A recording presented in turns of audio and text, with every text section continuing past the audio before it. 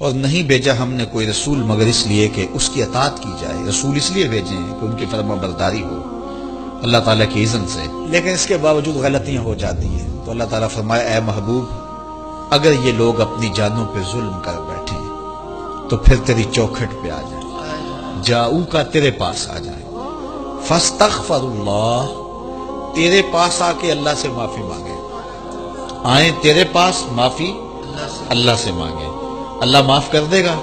فرمایا واستغفر لهم الرسول، پھر رسول ان کے لیے رب سے معافی مانگے کہ مالک میرے ڈیرے پہ چل کے آگے اب معاف کر دے۔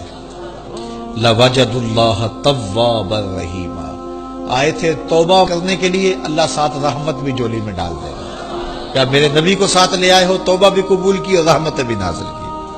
اب حضرت عمر رضی اللہ تعالیٰ عنہ کے پاس وہ مقدمہ لے کے وہ یہودی اور منافق آ گئے، تو حضرت عمر رضی اللہ تعالیٰ عنہ نے کہا اپنا مقدمہ سناؤ۔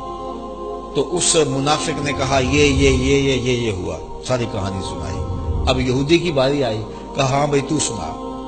اس نے کہا کہ میری صرف ایک بات ہے۔ کہا کیا؟ کہا اللہ کے رسول اس مقدمے کا فیصلہ میرے حق میں کر چکے ہیں، بس میں نہیں سناتا کیا ہوا، بس یہ اتنی بات ہے۔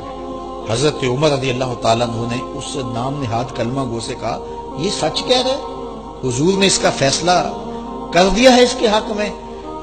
جی ہاں، لیکن میں حضور آپ سے کروانے آیا ہوں۔ کہا پھر رکو ابھی کرتا ہوں۔ آپ اندر گئے، جب واپس آئے تو ہاتھ میں تلوار تھی۔ تو حضرت عمر نے اس منافق کی گردن کاٹتے ہوئے تاریخ ساز لفظ کہے ہا قاضا اقدی لمن لم یرد بقضاء اللہ ورسولہ، جو اللہ اور اس کے رسول کے فیصلے کو نہیں مانتا، عمر کی تلوار اس کا فیصلہ ایسے ہی کرتی ہے، اس کی گردن کاٹ کے رکھ دی۔ یہی تو ممتاز قادری نے کیا تھا۔ آج وہ شہید ہو گیا لیکن سرخرو ہو گیا، وہ کامیاب ہو گیا، کامران ہو گیا۔ جس دھج سے کوئی مقتل میں گیا وہ شان سلامت رہتی ہے، اس جان کی کچھ پرواہ ہی نہیں، یہ جان تو آنی جانی۔ تو وہ مارا گیا۔ جب قتل کر دیا گیا تو جو اس کے عزیز تھے، رشتہ دار تھے، وہ حضور علیہ السلام کے پاس احتجاجی جلوس لے کے آ گئے کہ ماورائے عدالت قتل ہو گیا، عمر نے ماورائے عدالت قتل کر دیا۔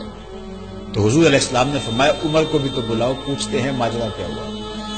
تو حضرت عمر رضی اللہ تعالیٰ عنہ کو بلایا گیا۔ تو جب حضرت عمر پہنچے، ان کے پہنچنے سے قبل جبریل پہنچ گیا اور یہ آیت کریمہ نازل ہوئی فلا وربک، رب نے کہا اے محبوب مجھے تیرے رب کی قسم، رب بھی اس پہ ناز کرتا ہے میں محمد کا رب ہوں، کہا مجھے تیرے رب کی قسم۔